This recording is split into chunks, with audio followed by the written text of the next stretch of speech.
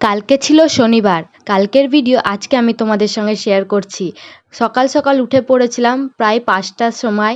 খুশির বাবু হয়ে যাচ্ছে রেডি আর আমি ওর হাতে সব কিছু জোগাড় করে দিচ্ছিলাম। ব্যাগ গোছানো কমপ্লিট হয়ে গেছে, রাতেই কমপ্লিট করে রেখেছিলাম। আর বাকি যা ছিল ওগুলো কিন্তু ব্যাগে পুরে নিয়েছে। আর ওইদিকে খুশি ঘুমোচ্ছে। আর অত সকালে ওঠার কারণে দুজনের কিন্তু চোখ মুখ ফুলে আছে। এমনিতেই খুশি ভোরবেলার দিকে উঠেছিল ৩টে সাড়ে ৩টের দিকে। ও বেরিয়ে গেল, তারপরে আমি ঘরের যেটুকু কাজ ছিল ওটুকু করে নিলাম। আর রান্নাবান্নার যেহেতু কোনো চাপ ছিল না, সেজন্য কোনো কাজই ছিল না তাই মনে হচ্ছিল।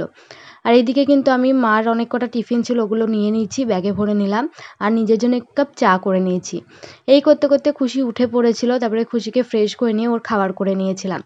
ওকে খাওয়াতে শুরু করব কি ও জলের বোতল নিয়ে বসেছিল।